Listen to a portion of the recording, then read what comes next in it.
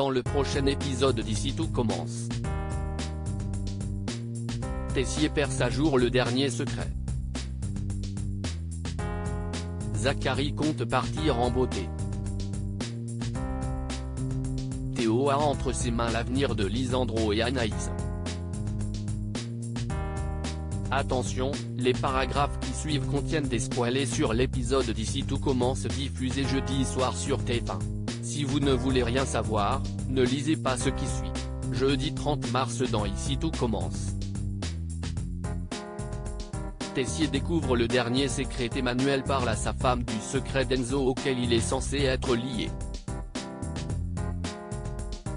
D'après Charlène, Enzo aurait intégré l'institut sous une fausse identité grâce à Clotilde. Le couple Tessier a bien l'intention de découvrir le fin mot de toute cette histoire. De son côté, Clotilde informe Rose que Louis et Charlène se sont remis ensemble. Elle craint que leur demi-frère ait parlé des secrets du cercle à sa petite amie, puis que cette dernière ait tout répété à son père. Clotilde craint également que l'institut court à sa perte avec Louis comme directeur. Seule Rose continue d'être optimiste. Pendant ce temps, Emmanuel et Constance fouillent dans le dossier d'Enzo. Ils remarquent qu'il manque une photocopie de sa carte d'identité dans le dossier. Or, il s'agit d'une pièce obligatoire pour s'inscrire à l'institut. En continuant de fouiller, Emmanuel tombe sur une lettre écrite par Clotilde à son père, dans laquelle elle lui demande d'intégrer Enzo à l'institut sans qu'il n'ait besoin de justifier son identité. Parallèlement, Charlène passe voir Louis à l'atelier où il vient de terminer un cours.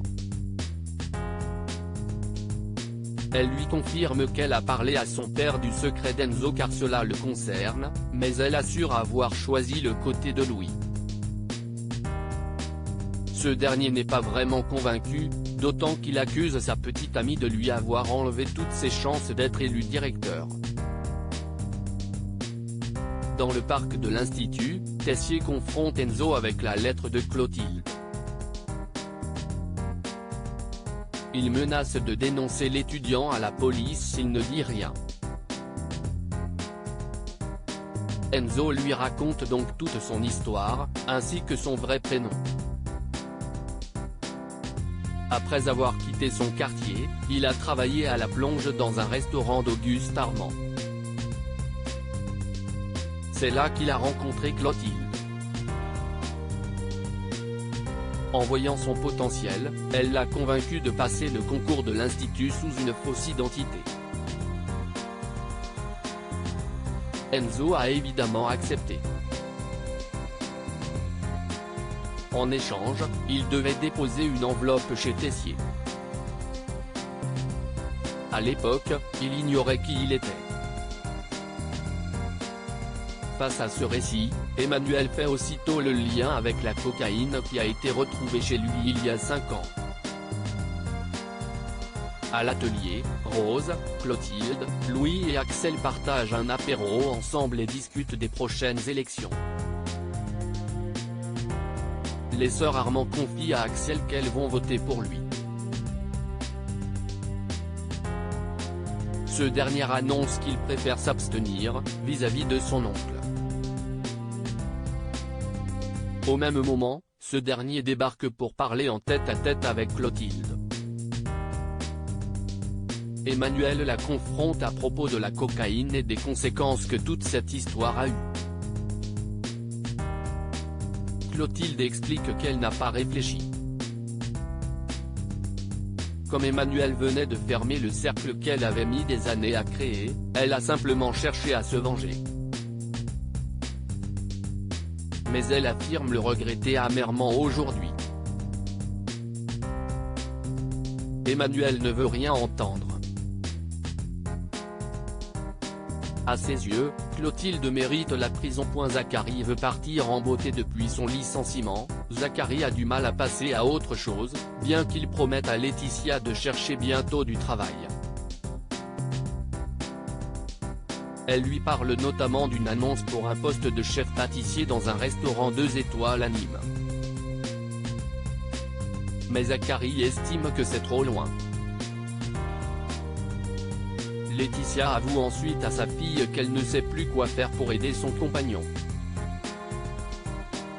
Kelly pense qu'il y a peut-être des gens mieux placés qu'elle pour booster Landiras.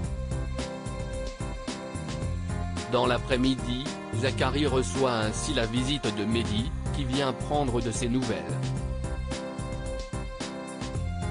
L'élève en profite également pour rappeler à Landiras qu'il est un super professeur, en plus d'être le meilleur pâtissier du monde. Mehdi se remémore d'ailleurs les débuts de Landiras en tant que professeur et avoue qu'il n'était pas fan de ses méthodes. Mais au fur et à mesure, c'est grâce à lui qu'il a réussi à sortir de sa zone de confort. Mehdi espère donc que Landiras continuera à enseigner car il est fait pour ça. Après quoi, Zachary réalise des boules de coco. Laetitia et Kelly viennent y goûter et trouvent cela délicieux. Kelly en profite pour dire à son beau-père qu'il sera vraiment regretté à l'institut. Zachary déclare alors qu'il souhaite partir en beauté pour ne pas avoir de regrets.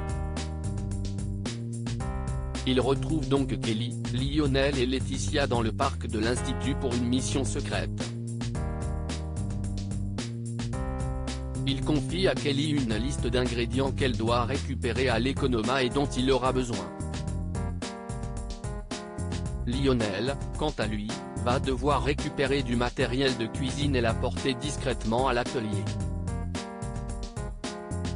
Laetitia, enfin, sera chargée d'occuper Rose pendant que Kelly et Lionel ramèneront les élèves à l'atelier. Théo confronte Lisandro à l'Economa. Jude soumet plusieurs propositions de changement pour la carte du doublard. Théo avoue qu'il n'a pas envie de changer quoi que ce soit afin d'éviter de devoir briefer Inesta. Il préfère limiter ses contacts avec lui depuis qu'il a entendu sa conversation téléphonique où il avouait avoir trompé Anaïs pendant sa tournée à l'étranger. Au même moment, Anaïs les croise. Jude la laisse seule avec Théo, qui s'enquiert de ses retrouvailles avec Lisandro. Anaïs confie qu'elle trouve son compagnon distant. Elle met son comportement sur le compte de la complicité qu'il a remarquée entre elle et Théo quand il est revenu. Théo s'énerve de l'avoir culpabilisée alors qu'elle n'a rien fait de mal. Anaïs regrette de lui en avoir parlé. Pendant le service, Lisandro informe Théo qu'un client est pressé. Mais le jeune chef ne prend pas en compte ses indications et continue de prendre son temps. Lisandro est très étonné par son comportement et par ses sous-entendus. Après le service, Lisandro cherche à savoir pourquoi Théo semble aussi énervé contre lui. Ce dernier lui révèle qu'il a tout entendu de sa conversation téléphonique avec Elena l'autre jour. Il ne supporte donc pas de recevoir des leçons de morale de sa part, alors qu'il est loin d'être irréprochable. Lisandro avoue avoir trompé Anaïs, mais il refuse de lui dire, de peur que ça la brise, mais aussi de peur qu'elle ne lui pardonne pas. Théo estime qu'à défaut de lui parler honnêtement, Lisandro devrait se montrer moins distant avec elle car en attendant Anaïs ne cesse de culpabiliser.